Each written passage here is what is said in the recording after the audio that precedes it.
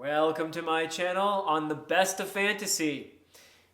This is the 25 questions tag, and I was tagged by none other than Alan from the Library of Alexandria. I will include a link to his version of the tag in the description below.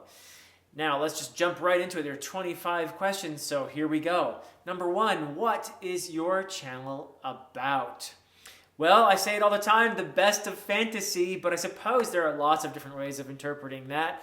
It is a YouTube channel focused on the fantasy genre, and I started out really wanting to explore great fantasy and to provide a space in which people could explore fantasy, because I've always felt that there's some wonderful fantasy out there that is worthy of critical exploration. And I did this knowing almost nothing, really nothing about BookTube. I had no idea. I thought maybe I'd be the first person to start a YouTube channel dedicated to fantasy, and I was pretty inaccurate in that one. But I'm glad that there are other people here on BookTube talking about fantasy, because I discovered there are lots of wonderful people out there who are doing this, and I found some great company. So that was fantastic. And I actually did it originally as as a supplement to a course that I designed. I was teaching for years at my college a course called Fantasy Novels, a course that I designed because I have long felt that fantasy is worthy of critical exploration. So that is what we did in that course. And unfortunately, due to administrative and state level decisions, fewer and fewer literature courses are running at a lot of different educational institutions. So a lot of colleges and universities, we're seeing less and less emphasis on the humanities, unfortunately. So that led to some decisions that ultimately meant a lot fewer literature classes being taught where I work, and one of the casualties was my fantasy novels course. It's just not run in several years. Ironically, though, the BookTube channel that I started as a supplement to my course has flourished. So I guess YouTube is where we have to go to talk about literature these days. So yeah. But yeah, that's what I really wanted. I wanted to talk about fantasy, and in a way that was honoring the greatness of many of the works in this genre, and also have some fun. And so that's what I've been doing, fortunately. So yeah. Number two, oh, this one's a lot easier. How old are you? Well, I have been around the sun almost 50 times now on this great big rock that we call home.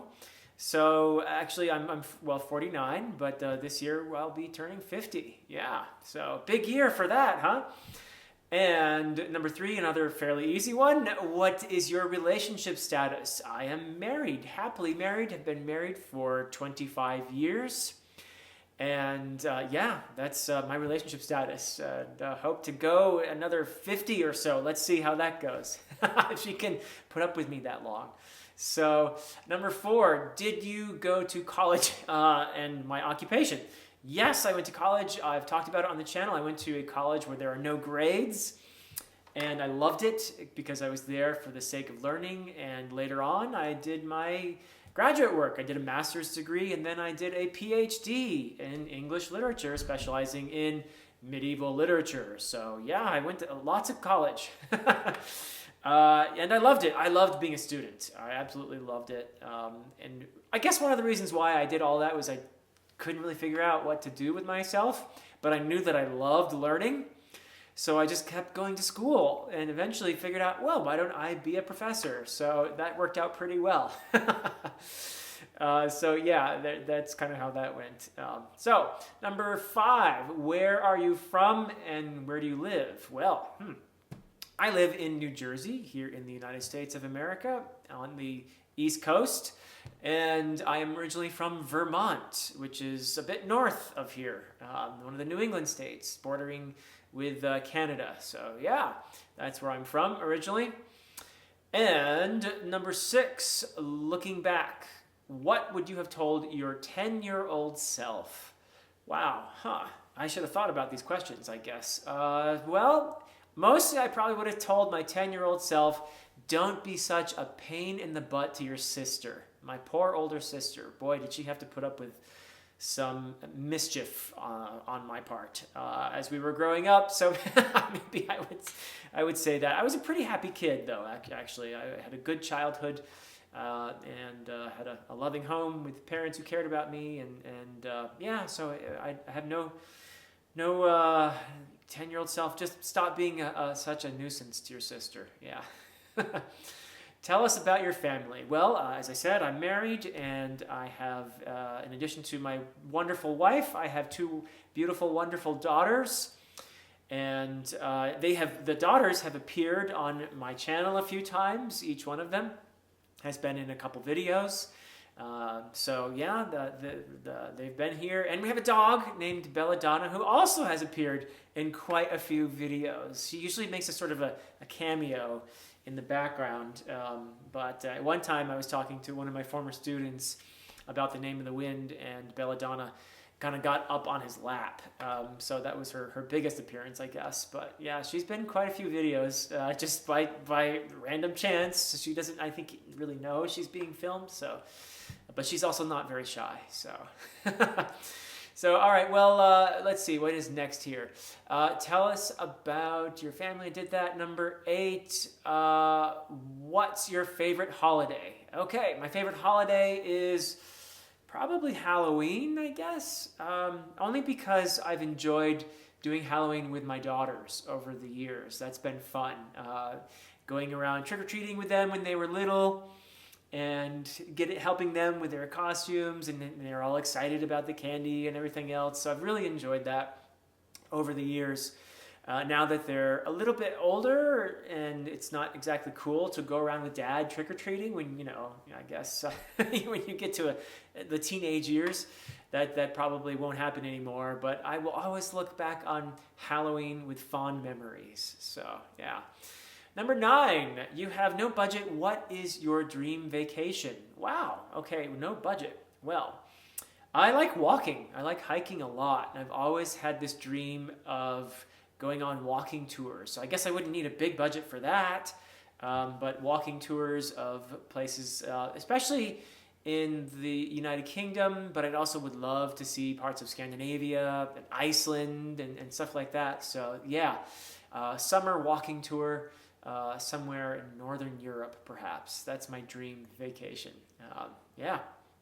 Number 10, name your biggest pet peeves. Oh, well, I don't really think about pet peeves too much, but I do tend to, not when somebody cuts me off when I'm driving. If somebody cuts me off when I'm driving, okay, I do get a little bit upset, but I figure, all right, maybe they're in a hurry, so let them go. All right, just let go of it, keep driving. But when somebody cuts me off and then drives slowly, that tends to get me boiling. So, okay, you cut me off, but you're not in a hurry because you're driving 5 miles per hour under the speed limit. So yeah, that gets me kind of annoyed, I suppose. But yeah. So number 11, what book changed your life? Oh, this is a pretty easy answer for me. And until very recently, it was my favorite book of all time. And it's still number 2. The Malazan series has taken over as my favorite work of literature, I suppose. But still very dear to my heart is Lord of the Rings by J.R.R. Tolkien. It is something that I read when I was around 12, 13 years old. And I think that the course that my life took in many ways was a result of that experience. I ended up being a medievalist who specialized in Old English and Old Norse, and that is no accident, I think. Somewhere in my head, I think probably I thought that I wanted to be a writer. I wanted to do what Tolkien did, and probably thought the best way to accomplish that was to learn archaic languages and that sort of thing in order to have the necessary background to be a fantasy writer. So that's probably where I was going, I think. But Lord of the Rings was the definitely the thing that inspired all that. And it's been, a lot of my life has been recapturing that feeling of awe and wonder and entering another world like Middle Earth. And so a lot of the great fantasy that I've read since then has been a result of me wanting to experience that again. So yeah, I would say that that was the book that probably has had the biggest impact on my life. Number 12, what simple invention improved the world? I'm going to go with the printing press in, what was it, 1485? I should have looked that up. But yeah, somewhere around there in the 15th century, I believe, the printing press. Is that right? I might be off there a bit. But anyway, the printing press, because we wouldn't be in the world we're in now if it hadn't been for the printing press. I mean, think about it. Before, to spread knowledge around in the form of books, you had to handwrite manuscripts, right? Like handwritten manuscript literally means that in Latin. So you did not have a means of producing a lot of knowledge all at once. It was a very tedious process. Not only did you have to handwrite it, but you had to, vellum was made out of a dead animal, its skin, and you had to scrape all the hairs off and make it all in just a huge process, very expensive. It was books were a luxury, as everyone knows. Of course, you had to invent paper, but the invention of the printing press made possible the production of way more books, and therefore made possible the distribution, because they were cheaper as well, of more and more books to more and more people, spreading more knowledge, creating more ideas. And eventually that led to the Enlightenment. You wouldn't have had the Enlightenment if the printing press had not been invented. You wouldn't have had the Industrial Revolution if the printing press had not been invented. You wouldn't have had all of our history after the printing press if the printing press hadn't been invented, because it made possible all this spread of knowledge that has basically brought us to where we are today. It remains to be seen if the internet will have a similar impact, or if we'll all be stuck watching cute little cat videos and digesting all kinds of misinformation. But hopefully the internet will live up to its promise as a tool for promulgating knowledge. So yeah, well anyway, that's my answer, the printing press. All right, well, what's next here? Number 13, favorite movies, TV shows. I'm going to be a bit of a dud on this one, I'm afraid. I don't watch a ton of television. In fact, we don't have a cable subscription or anything like that. I can talk about some movies, though, that I loved. Of course, Lord of the Rings, with the Peter Jackson films. I love them a lot. But let me talk about something that I've loved since I was very young, and that was the movie Chariots of Fire. Chariots of Fire. Yes, you all know the song, Chariots of Fire. It was a movie about the 1924 Olympics, I think, 24, focusing on a few particular runners from the United Kingdom. And they were all different. The characters that are highlighted in the film were all different in their own ways.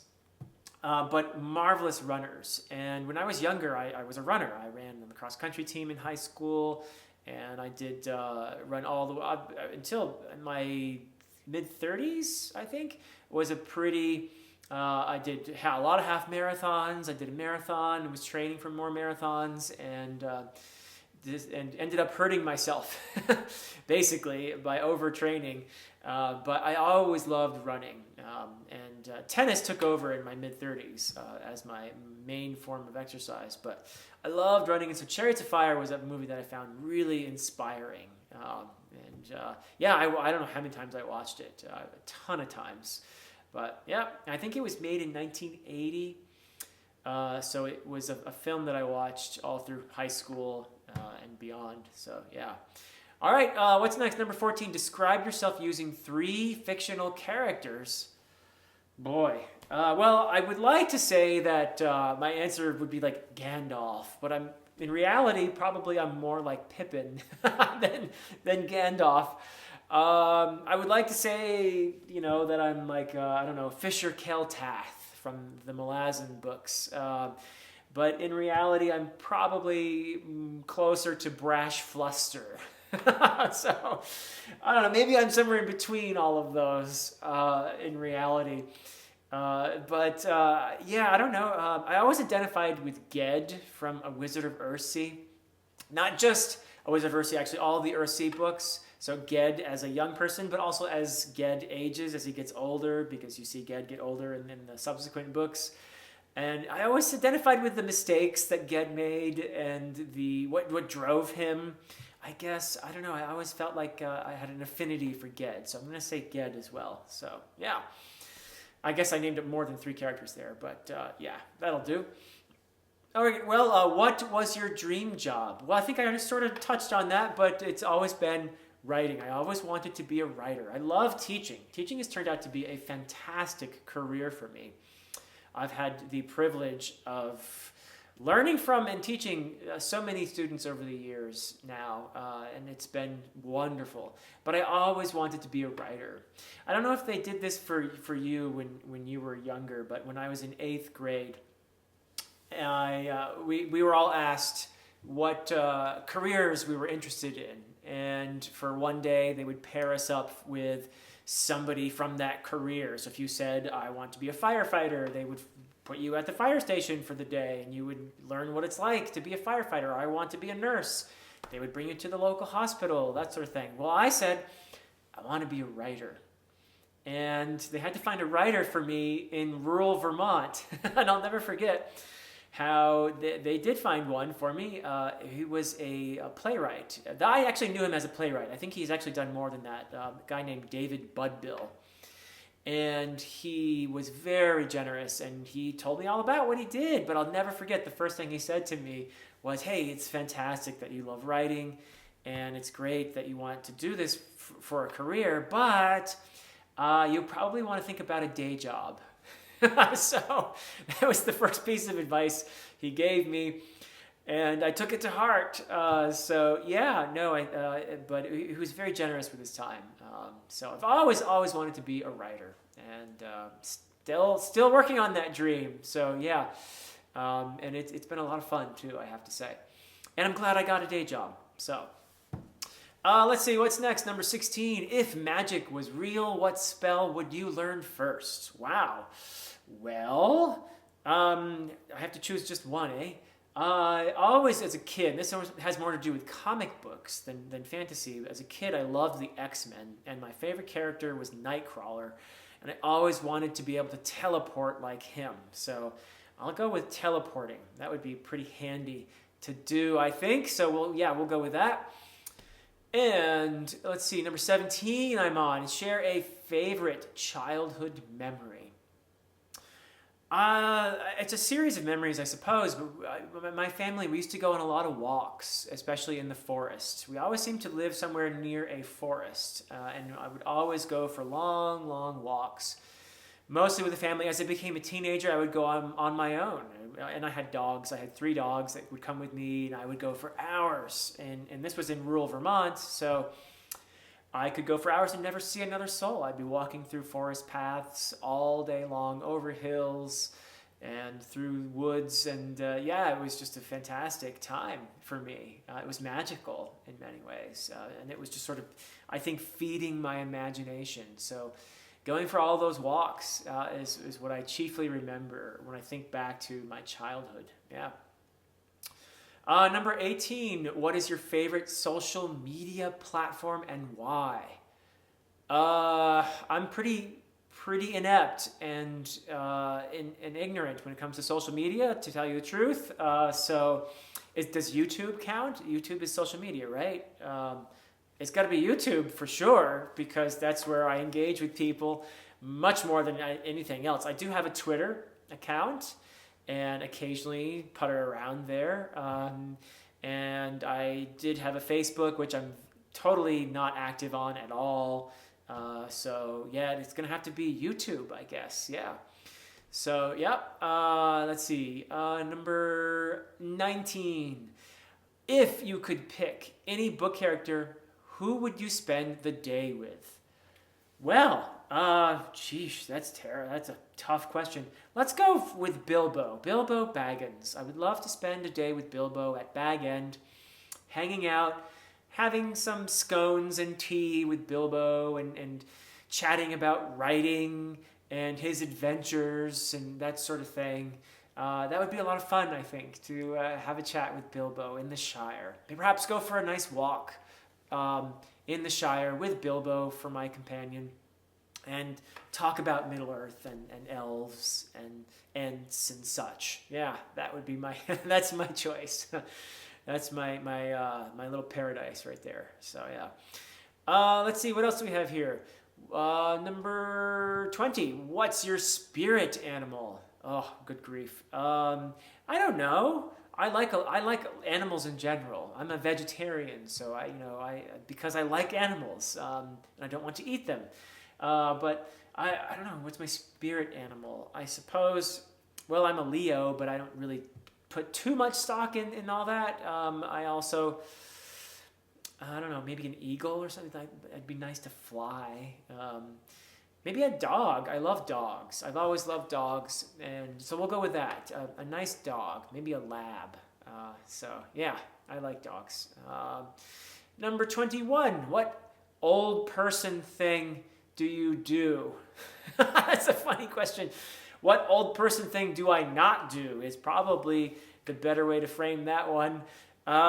Because I do a lot of old person things, but let's go with dad jokes. I think I've made myself somewhat well known on BookTube and in my own personal life and at work for telling dad jokes and bad puns and such. So that's probably my most prominent old person thing. So, oh dear. Number 22. Do you have a hidden talent? Well, I used to draw a lot when I was younger, when I was a teenager, all the way through college.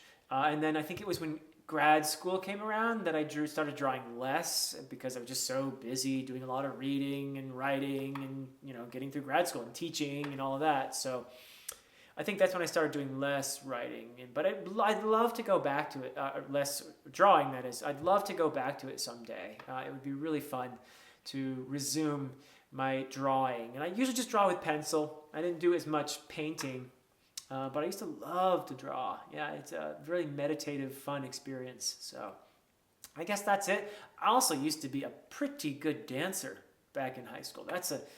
Maybe would surprise most people. Yeah, pretty good dancer. I mean, people, yeah, better not ask anyone. So, so don't ask my kids especially about that. Moving on, let's see. Where do you see yourself in 5 years? Wow. In 5 years, I see myself probably doing most of the same things that I do now. I hope to be still playing tennis. I hope to still be teaching, and definitely hope that one big change will be that I will be a published author by then, so that my books will have been published by then, and I will be spending more time concentrating on my writing perhaps, and developing myself as an author. That would be really, really cool. That would be the biggest possible change. But yeah, I'll still be a dad and a husband and a dog buddy. So yeah, all those things I would imagine in 5 years. And perhaps maybe I'll have started building that dream home of mine up in Vermont as well. So we'll see about that. Number 24. This is the last proper question, I guess. Share an item and tell us its significance. Oh, I should have brought something here. Well, I have little statues and such here, but I have this ring here. I have this ring that you might have seen in some of my videos before, and it is a ring that is very important to me because it was given to me by my father-in-law in Nepal. So yeah, this is a very special thing for me because it reminds me of my family in Nepal, and it reminds me of the people that I love there and the time that I spent living there, which was an incredibly important time for me in my life, transformative in all the best ways. Just a completely mind-opening experience that gave me new eyes to see the world with. And I'm always so grateful to that place, and especially to the people over there. Just some beautiful, lovely people that I was so privileged to meet and interact with, such generous people. So yeah, this ring always reminds me of that, and that's why I like to wear it. So yeah. And those are all the questions. There's the last thing, which is to tag some people, and I have no idea who has done this thing or who hasn't. no clue whatsoever. I should have thought about this. I should have done some research, but I didn't. So I will throw out a name though, so I don't do that lame thing at the end of a tag where you're all tagged. So I think I've done that quite a few times, but let me try to come up with a name here. Let's say Joanna. I don't know if you've done this or not, but I'm tagging Joanna. Did Alan tag you too, Joanna? I don't know. I can't remember. But you're double tagged now if he did, and I apologize if you've already been tagged. Jimmy, I know Jimmy doesn't do tags. I don't think he'll do this, but I'll tag him anyway. Jimmy, you're tagged. And Patrick, you never do tags, but people want to hear the answers to these questions, I'm sure. So Patrick, Leo, I'm going to tag you too. So, yeah, no pressure whatsoever. But there it is. That's it for me for the 25 questions tag. Thank you so much. If you made it all the way to the end of this video, it has been a pleasure. And until next time.